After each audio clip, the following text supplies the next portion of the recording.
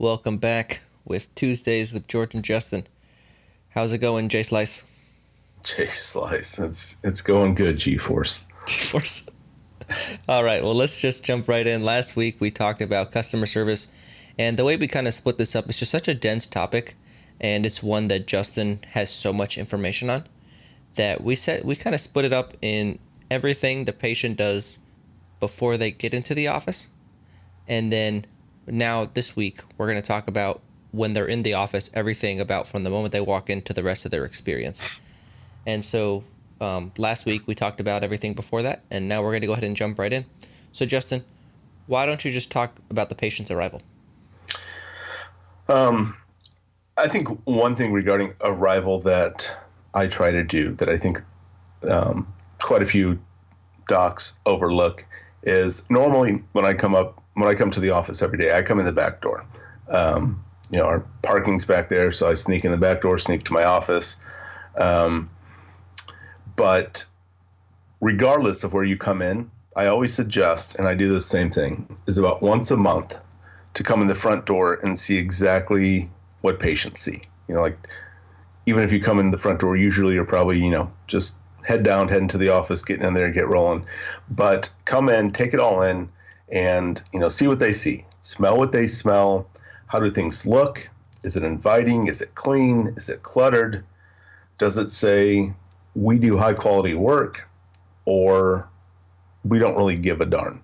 Does it smell just like a dental office? Are there magazines all disheveled on your tables? Do they see a team of 5 different people with non-matching scrub outfits that are wrinkled? Because I just want to know, what are they subconsciously picking up as they walk in the door? Because they're picking up something, and I want to make sure we're putting our best foot forward. And you mentioned having some amenities or like offerings for your patients.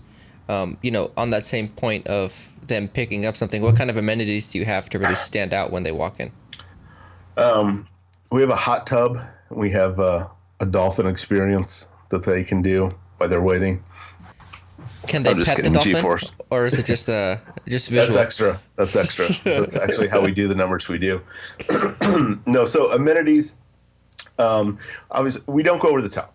We have what I think probably a lot of offices do. We have the coffee, we have some water, but we also have Perrier and little bottles of wine.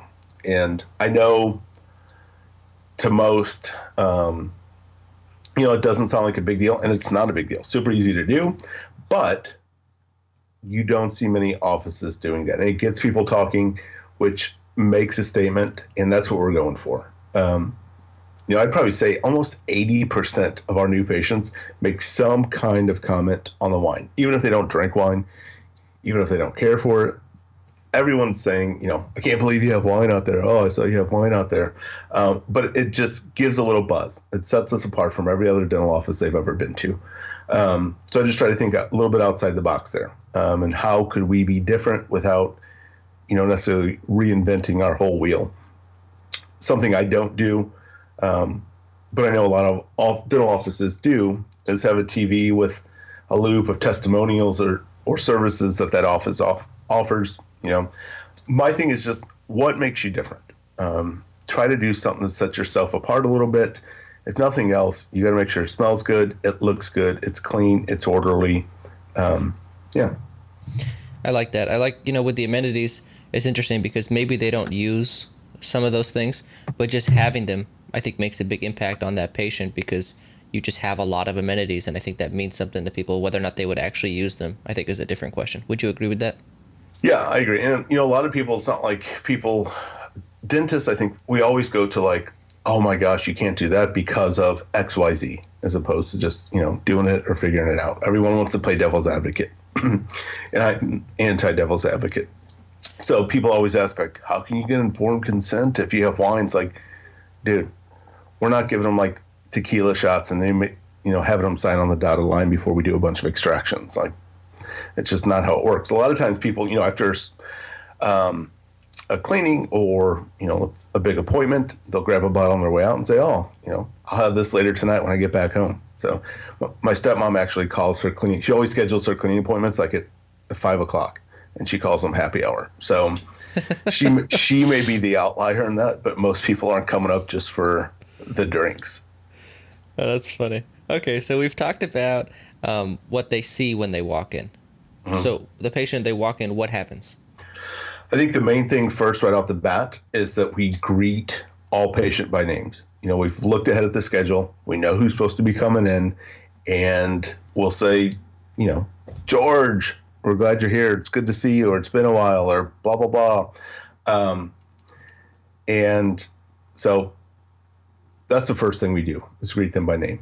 And going back to that devil's advocate theme, whenever I tell people that, I'd say half the time, the first question I get is, but what if you don't know who they are? What if you don't know their name? Like new patients. So I want everyone to pay really close attention to this because it's pretty crazy.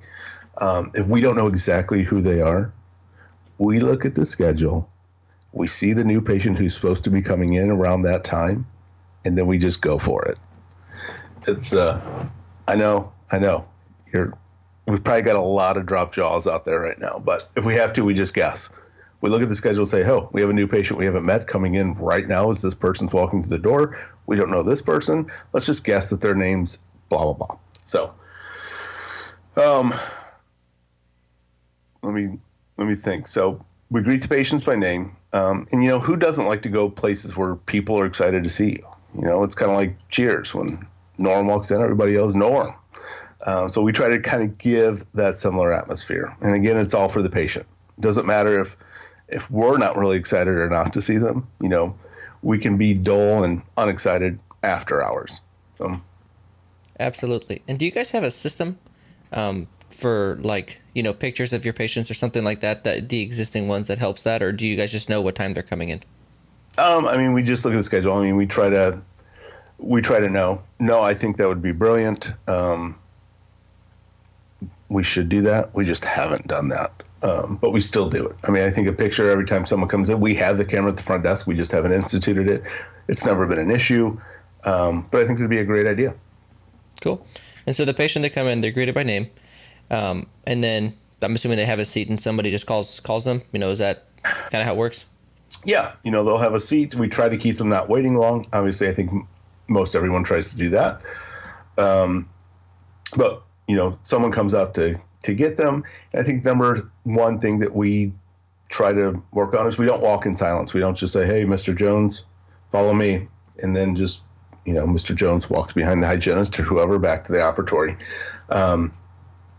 We start talking to them right away, or my team does. I'm usually not the one that grabs patients. I will sometimes, but ask them, hey, how's your day going? What's new?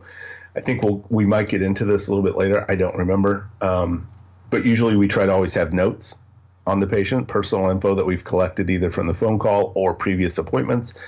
So we try to ask them based on the notes that we have, like, hey, I know you were going on vacation last time I saw you. How was that? Something personal. So we start conversation with them. We get back to the operatory. We offer to hang up purses, coats. We let them keep their phones because everyone wants their phone, God forbid. We offer them a heated neck wrap. And again, we're doing our best to treat them as friends, not just as patients.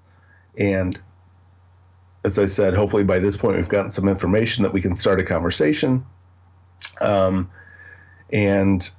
Once we've chatted for, everybody's different. Might be 30 seconds, might be 3 or 4 minutes. Then we'll start doing the dentistry stuff. If there ends up being breaks, especially in my rooms, if I'm doing a CEREC crown and we set them up and they've got a 15-minute break, we'll ask them if we can reheat their neck wrap. Can we get them something to drink? Anything we can do to make them more comfortable, just let us know. Just little things that anybody can do that doesn't cost money, but you're constantly making the experience for the patients. Yeah. Is that something that you do almost like is that a culture building? Is that something you have to sit down with your staff and tell them to do? Or is that just something they lead by example and you do that and then they kind of pick it up and you expect them to do it and you talk to them about it? It would be nice if it was there are a lot of things in our office that we as the dentist could do and then just assume everyone else is going to pick it up.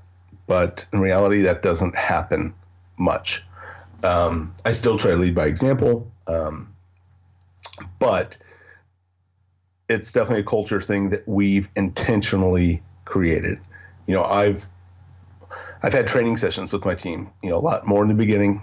We don't have to do it as much anymore, but I tell them exactly kind of what we're going through right here. Like, when we have a break, this is what I want said to patients. We want them to feel comfortable. We refer to them by name when they walk in the door. If we don't know who it is, we guess. We look at the schedule.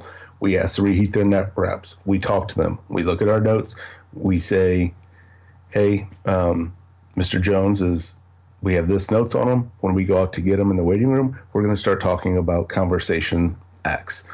And so now, it's just part of our culture and it just happens. But no, none of it really happened intentionally. I'm sure they would have picked up on, 5, 10, 15, 20 years of working together. They would have picked up some of it from me doing it, but I don't want to mess around with it for 5, 10, 15 years. I want a successful practice now, and I don't want to micromanage every day. So, great question. I'm with you. I'm just trying to think through my head, how would I go about implementing this? And I'm with you. I wouldn't think that would happen overnight. But then again, we're talking about front loading the process and getting all of this done ahead of time so that you can enjoy a great practice with, wild success. Right. And I think for you, exactly how you're going to do it, is with us working together when you're taking over your practice, we're going to discuss it. You're going to go through the course. You're going to make your notes, and you're going to put training in place for your team, right away. Maybe not day one, because you have to jump in there. There'll be a few things you got to get acclimated to, but pretty darn soon after you're in there, you're going to start instituting these changes intentionally, and it's not something you're going to have to mess with for your whole career. You're going to front load the process, and you're going to build a practice that doesn't stress you out and makes you a lot of money. That's the goal. Yeah. Let's just go ahead and get back. We're talking about the hygienist, and so when the hygienist is done, they come get you for your exam. What happens then? When they come and get me, I want to find out all I can in about 1 minute about the patient.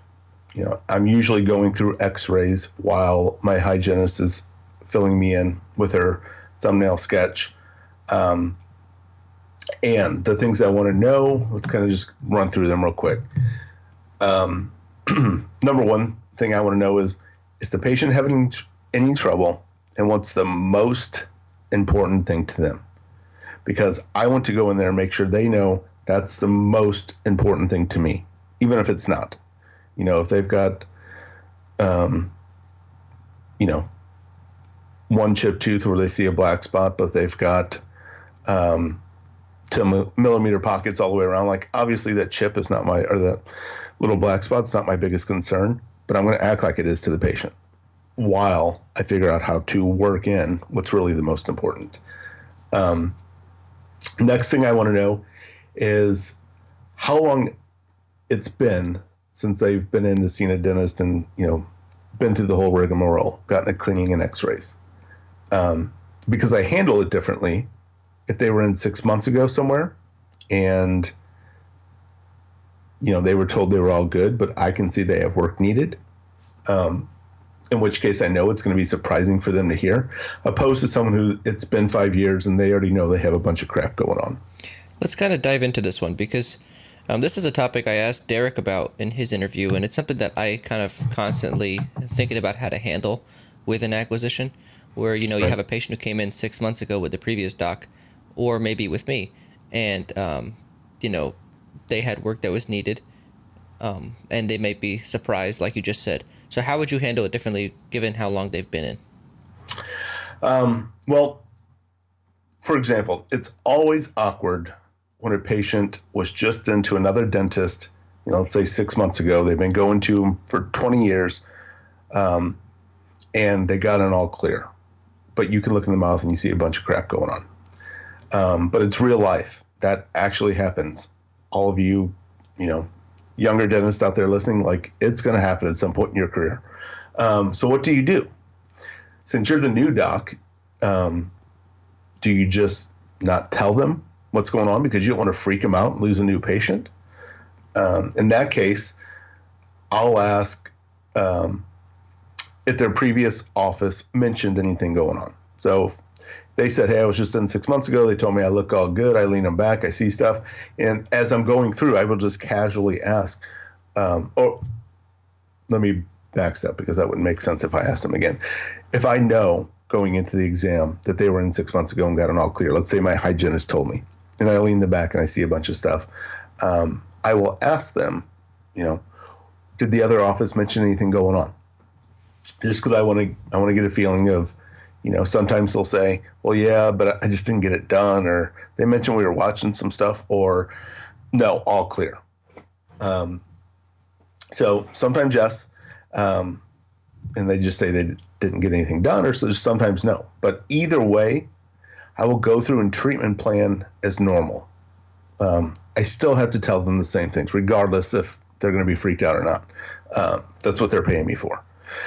But for someone who didn't know, what I'll do is I'll sit them up and I'll tell them, Mrs. Jones, I want to be completely honest with you. This is sometimes a tough situation because I'm the new guy, and having to tell you, I see some things going on when I know you came in thinking everything was doing really good in there. But at the end of the day, you're paying me to be honest with you. And really, I'd rather you be upset with me for telling you exactly what I see than upset with me for not telling you. And then you end up having bigger issues than you need to down the road. And, just kind of like what I did there, I try to lower my tone. I speak humbly. I try to be genuine, and I try to show them I care. And then I understand that it can be surprising, that I know what they're going through. I don't go in guns blazing and say, well, your last dentist was a jackass and you have a bunch of stuff going on. Obviously, if they haven't been in for 5 years and they expect they have some things going on, that's a different situation. But either way, I tell them both the same things, but I change my delivery to fit them. Does that make sense? It does. I just got a follow-up question on that. When they, when I've said stuff like that and, I hear about it, it's like, well, why didn't I hear about this before? They start to question, why you're the one breaking the news to them. Right. How do you handle that situation without throwing the previous dentist under the bus? I totally throw them under the bus. And it's like, hey, they were a jackass. No. It's a touchy situation. I mean, I don't think, I think I've made this comment before. Like, I'm a real life guy, and sometimes it's a situational call. It's a game time decision. But I mean, I never throw someone under the bus. I try to be honest. Bottom line, I always, I think in my head, like, what would be the best delivery? And then it just clicks, just be honest. They're a person too, just like you. What would you want to hear if you were in their shoes? And I just tell them, honestly, I don't know. I don't know why this stuff wasn't caught. Let's look at this x-ray together. Can you see that? I can see it too. I don't know why someone didn't see it 6 months ago. Maybe it wasn't there. I don't know. But I always try to bring pictures in, so they can see it too. And they're like, yeah, I don't know. But I'll never throw anybody under the bus. I don't care. I would rather lose a patient, blah, blah, blah, than throw somebody under the bus or try to make someone else look bad. That's not my deal. I never try to do that. I don't care what the cost is. I know not everyone feels that way, and I know there's a lot of dentists that one thing that drives me nuts, and this might be kind of a tangent, is like if someone comes to me and they say, Dr. So-and-so down the street said I have 5 cavities, and I don't think I have any cavities. You take a look. And I know in my mind they're thinking they want to hear they don't have those many cavities or they don't have any cavities. And I think there's a lot of dentists that, knowing that, may go in and thinking, well, 3 of these can wait 6 months or a year, so I'll just tell the patient they got 2. That's not my bag. I don't do that. I think that's a sissy's way out. I'm always going to be honest with the patient. And since I got off on that tangent, I totally forgot your original question. Oh, throwing the dentist under the bus. So no, I just try to be honest. I let them know I don't know. Sometimes if they're somebody younger, and I can tell we're just really clicking. If I know, like, they may come to me saying my dentist has retired, I'll let them know, like, hey, I've seen this quite a bit where a dentist is just slowing down. They're not being as aggressive or something on treatment planning, or maybe their just philosophy has changed towards the end of their career. I don't know, but this is what's going on now. I'm sorry. There you go. Yeah, I like that. I think a lot of us, talk about a lot of this. We talk about taking the easy way out, not doing these uncomfortable things that will make you successful. I think this is kind of one of them. Yep. And I'm happy that we talked about it because it is a big issue for a lot of our listeners, and it will be for their whole career. And so let's go ahead and continue on. Sorry about that tangent, guys. I thought that was worth it. One thing I wanted to kind of touch on before we both tangented in there, so I kind of lost where we were. But so we're kind of going through what I talked to my hygienist about. So I want to know what's most important to patients. I want to know how long it's been. Next, I want to know, what did my hygienist find out and discuss with them? I want to know, okay, you saw this and this and this. Did you talk to them about it? Yes. Did you look at pictures? Yes. And I also want to know, they may say, we also discussed clear correct, or we also discussed the need for a night guard. I want to know all those things, just so I'm fully aware going into the situation. I go in eyes wide open. And finally, I want to know any personal info they got that will help me go in and build rapport. I want to go in and join the party however it's going,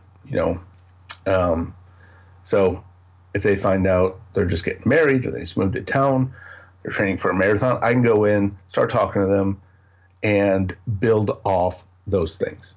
So that's the main thing I want to do. I want to go in and build rapport. If I could only do one thing in that new patient exam, that's what I want to do.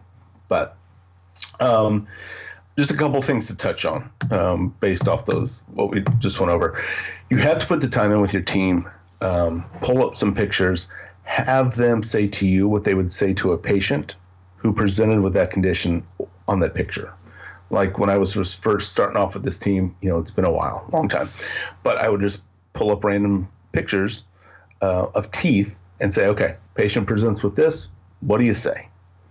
And it was a little bit awkward at first, but they got really good very quick of being able to talk to patients about the most common things that they present with. And, honestly, very few dentists are putting in the time to have these conversations. No one loves to do it. I wasn't like, oh, this is the best way to spend 30 minutes. But it's paid off over and over and over and over. I want them to be just as good as me at presenting treatment, and I want to help them improve. And, I'm telling you, putting in extra time doing little things like this that anybody can do, doesn't cost money, will help ensure you can take off extra time in your future and make a higher profit and have a more successful practice. Next, there aren't many pieces of equipment I say you need, but I think you need intraoral cameras in your office. Having a picture to show the patients what's going on as you explain will increase your case acceptance guaranteed. I never tell someone they have to be really successful, you have to place implants, you have to do ortho, or you have to do whatever else dentists do. But intraoral cameras are the ones, for me, I live and die by them. Almost every day, something pops up while I'm already working on a patient, and we see something that needs to be addressed. I'll pull out my camera, which is sitting right there. I take a picture, I show the patient, and I let them know we can take care of it right then and there while they're already numb. I don't pressure them. It's not my favorite thing to do. I would much rather know what this was going on before we got in there, so I could have told them. But life's not perfect, So, I don't pressure. I just let them know, hey, if you want to knock this out, well, you're already numb, you're already leaned back, you're here, I can knock it out for you. And when I do this, when I take a picture and I show them right there, my case acceptance jumps, I would say, over 90%. and knocking out just a 2 or 3 surface filling while we're doing a crown. Let's say we do number 19, we open it up. I see a mesial caries on 18 I didn't know was there. It takes me 5 or 10 minutes more. They're already numb. I don't have to turn a room over, and it may increase our production by $200 an hour. But more often than not, I see docs are scared to tell a patient why they're doing something, or they get lazy. There's like, I don't feel like doing that today. And they just save it to tell them at their next hygiene exam. And that's not how you consistently grow production in less amount of time and become more efficient. And these are the easy things that's going to bump your production if you do them. Rant over. No, that was definitely great. Your hygienist, I see now how, getting the staff involved and all of those things can really help you out. So your hygienist fills you in, and I assume next you go in, you meet the patient. Is that kind of where we're at? Yeah. And to me, this is where the battle's won. And it's all about helping the patient to know, like, and trust you in your office. When people ask, what's the hardest part of my job? It's not the root canals and extractions. For me, it's staying engaged with every patient interaction every day, putting my wants and needs aside, and being on stage all day with each patient and making them feel like they're the only patient that matters to me while I'm with them. There are a lot of days I don't feel like it, or maybe I'm not having the best day. Maybe I think the patient's ignorant. I don't know. But when I'm at my office, it's not about me. And the rewards that can come from that mindset and putting that into action can be astronomical. One thing I don't do is I don't debate or argue with patients anymore. I let them be right. If a patient tells me they have 10 cavities because their parents had dentures in their 30s, or they just have soft teeth, I don't debate them. I used to. I'd be like, no, that's stupid. That's wrong. But I never won. I love another one I've heard, a couple times in the last years, how oil pulling from coconut oil is really helping their teeth. And I was like, oh my gosh, I don't necessarily believe in that, but I'm not going to sit there and debate them. Like, hey, if you think it's helping, maybe it is good for you. I love the patients right where they're at, and I try to help them along from there. I may say, man, that stinks you have soft teeth, but let's see what we can do to help get them stronger, or fix the issues that your genetically mushy teeth have caused you. But if people feel judged, they're not going to trust you. If they don't trust you, they're not going to follow your treatment suggestions.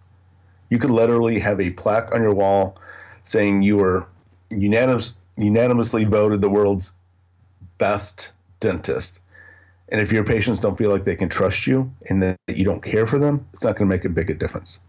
So back to the point where I walk in the room, I shake their hand, I look them in the eye, I say, hi, I'm Justin Short. I'll ask how my hygienist treated them. I often use that kind of as my icebreaker. Oh, they did great. And then I'll kind of joke with, depending on how their mood is, I'll kind of joke with them and say, man, you had a good experience. Are we talking about the same hygienist here? Or, I'll just tease with them a little bit to get a laugh, lighten the mood. Then I talk to them. I'll sit down with them sitting up, and I usually have intel by this time. I walk in and I'll start a conversation to get to know them. I want to get them talking about themselves. If you want to seem interesting, be interested. I ask them what they like to do when they're not stuck in a dental office. I want to get to know them. This may take 30 seconds or 3 minutes, but somehow I want to build a personal connection, and it doesn't have to take a long time. So many dentists I talk to list some of their obstacles as being I talk too much or I talk too long. I go on and on. Like, you know what? Just knock it off. Like, to me, it's a bigger skill to be able to build the same amount of rapport, tell somebody about the treatment they need in a less amount of time than just having diarrhea of the mouth for 20 minutes and decreasing your efficiency in the office. It's not an excuse. Just I talk more, and stop talking more. But all the while, I'm building rapport with my patient, and my hygienist is silently taking notes in the background on the facts that I get, so we can refer back to them in the future. It's a vicious cycle. So my hygienist might have told me about something personal about them. I go in, we start talking about it. I get more details. My hygienist is, you don't hear her typing away furiously like this is some, it isn't rehearsed play that we're putting on, but I don't want the patient to know that. But we're calculated for the benefits of our patients. Then only after I've established some type of personal connection, I will start talking about teeth stuff. And, through this whole process, when I go in, I'm also trying to mirror match them. I'm happy you said that. When we were going through the course, you talked about mirror and match, and you kind of mentioned it a little bit. Can you elaborate on what you mean by mirror and matching? Sure. Again, my hygienist has kind of filled me in about the patient, so I know something going in. But the way my office is set up, like I can hear my hygiene rooms, I can't hear like every word they're saying, but if they're joking around a lot in there, I can tell, or just subconsciously, if there's not a lot of talking going on, I pick that up because I'm always listening and evaluating the office. So I want to just go in and join that mood, whatever the patient is putting out. Are they nervous? Are they leaning forward? Are they leaning back? Are they crossing their arms? I want to subtly do these same things. And this tells the patients, I am like you, so you can like me. And, it's a time-tested principles of building rapport. If a patient's nervous, I will look them in the eye and say something to the effect of, G-force, I hear that the dental office may not be your favorite place, and I want you to know we sincerely understand. And I mean this. If at any point during any visit we can do anything to help you feel more comfortable, I would like you to let us know, okay? We're all here for your comfort and safety alone, and we all have things in our lives that are not our favorites. So, but I want you to know everybody in this office is here for you. That may be an example of something I say to a patient that's nervous. I don't want to hide it. I don't want to avoid it. I will let them know, hey, I get it. I have crap in my life too that I don't like. If there's anything I can do for you, I want you to let me know. Your patients have chosen you over everyone else, and they deserve to have an office that's going to get on their level and make it easier on them to know, like, and trust you, which will help them accept your treatment suggestions, which will ultimately help them get healthier. We just do our best to make it easy on them, as easy on them as we can. And in turn, this makes us more successful. For me, it's caring equals trust, which equals relationship, and people buy off relationship. Now, I want the listeners to know this is a very abbreviated synopsis, kind of what we go through in the course, but, kind of gives you an idea. But I don't want you to be like, man, I don't want people to be thinking, well, it seems like there's a lot of holes in there. I go into much more detail on how I do this in the course and with coaching clients. But we're just hitting the high points here. I think that's a good point. In the course, we're talking about the course. You talk about 100% case acceptance, right? And that seems impossible. What do you mean by that? I think a case acceptance as any time a treatment is accepted or a patient chooses us to get their treatment done. I agree with you that 100% direct conversion, as in you tell a patient this is what you need, they go up to the front and they come back next week to get it done. Like, that's not going to happen. But I'm always focusing on the long term. I know my patient may not accept today, but I always want them treated so well personally that when they're ready to get treatment done, whether it's next week, next month, 5 years from now, 10 years from now, that they wouldn't think about calling anyone else but our office. And I call it my farm league. I think I got that from Bruce Baird of PDA. But, I have several years of patients who have been treated very well by our office. Maybe they don't come in when they're supposed to. Maybe they're not regular. Maybe they do. But either way, I never judge. I never lecture. And I always addressed the biggest concern for them. For example, a patient may come in and it looks like they just had meth for breakfast, but their only concern is the chip on number 7.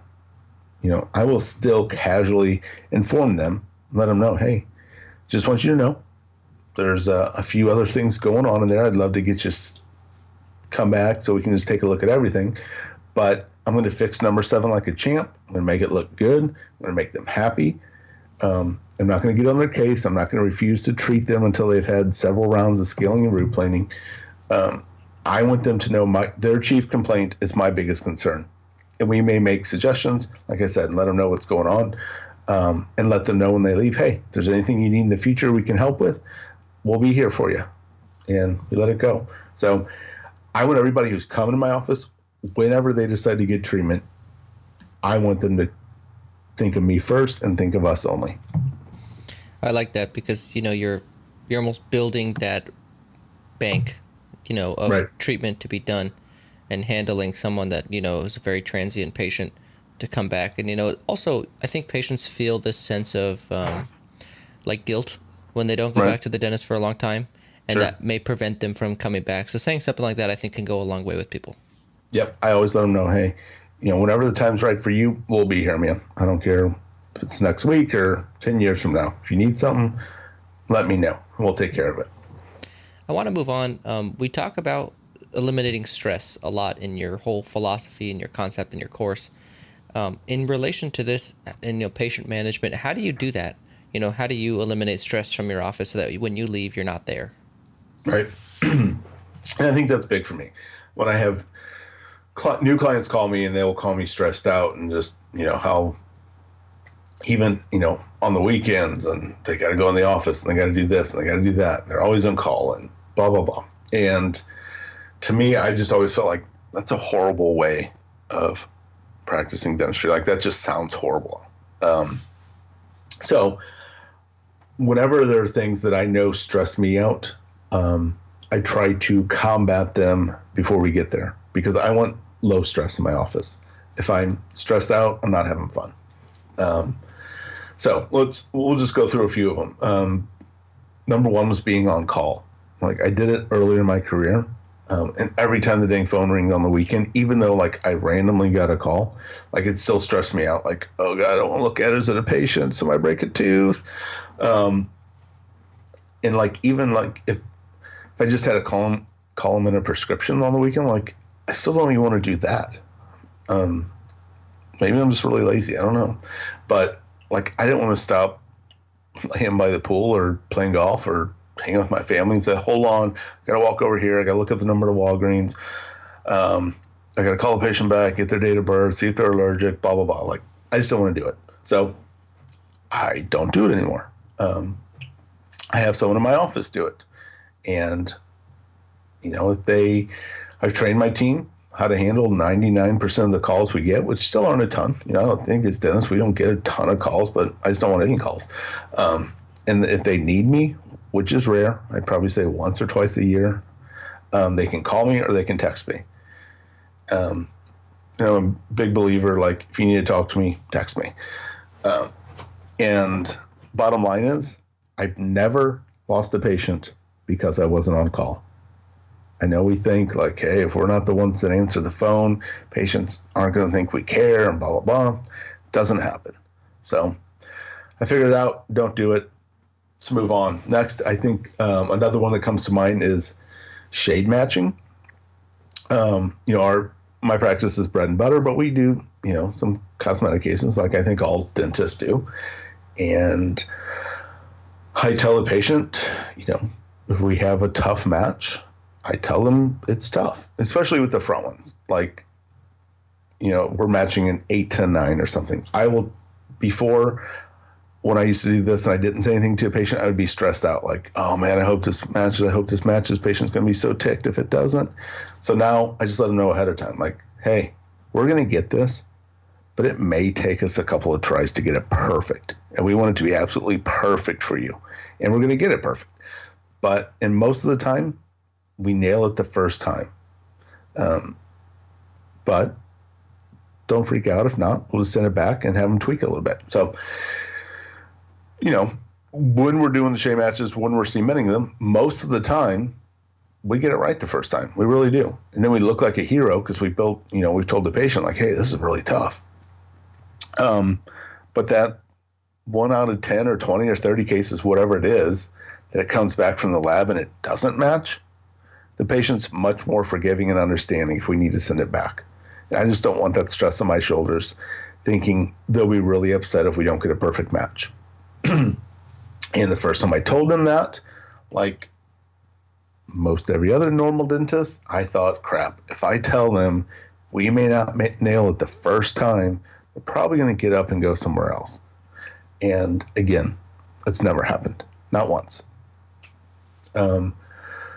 Something else, length of treatment. I think this more applies to implants and dentures. I tell them up front, both are a process. And with healing and lab times, we might be looking at 2 to 12 months, depending on what all is needed. Now, we usually get it done way before then, and then we look better. But either way, it takes the stress off me. If something takes longer than expected, I don't want the stress. And like I said, we look better if it gets done earlier.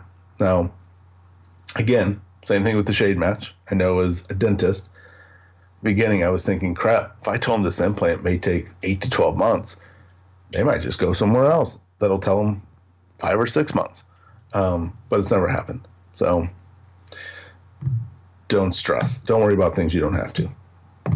I think the last one, which is a big one, is sensitivity after a crown or fillings. If I ever think we're going to be remotely close to the pulp, which is a lot of times with crowns, we're relatively close in one area or another, I'll tell the patient that's the case, and it's normal to have some sensitivity after a crown. It may take a little time for everything to settle down and heal up. I'll do the same things with fillings. Hey, this white filling, you might have little sensitivity afterwards. You may not, but don't be surprised if it takes a little while just to get back to normal. If I tell them things up front and they have a little sensitivity, they don't think anything about it. If I don't mention it, then they freak out and they start to call the office and want it checked, and they start to annoy everybody. But if you tell them, and it just helps them, they don't want to be freaked out either. So if you just tell them up front, hey, this is normal, they don't think much of it. And, God forbid they get irreversible pulpitis and they need a root canal. I can say, remember we talked about this one and how it's close to the nerve, and it sounds like we may have to go in and get that irritated nerve out. But through all those things that I say, the more likely scenario that I see the most is the next time I see the patients, they remind me, hey, doc, remember you said this one might be sensitive for a while? It didn't bug me a bit, blah, blah, blah. But either way, I'm not stressing because we've already discussed it. And again, it's a little bit nerve-wracking to say that to patients. I get it in the beginning. Now I don't think about it. But I've never had someone say, whoa, whoa, whoa, I don't want to do this anymore because you told me that. And it's relieved a lot of stress in my life. So those are the biggest ones that come to mind. I appreciate that. I think so much of this course and, this mini-series that we're doing is about eliminating issues before they happen, front-loading the process, and kind of preemptively attacking things before they become an issue. And I think this is kind of those are big key points right there. But I hope our listeners get it from the whole course and the whole mini-series is, that kind of general theme that I think just kind of keeps going. So I appreciate your time, Justin. And, sure. You've been to date, and you will continue to be, hopefully, very honest, and, you're not holding anything back. Yeah. And I really do appreciate that. And I think our listeners do too. So sure. We'll see you guys next Tuesday, Tuesdays with G-Force and Jay Slice, and we'll keep it going. All right. Thanks, George.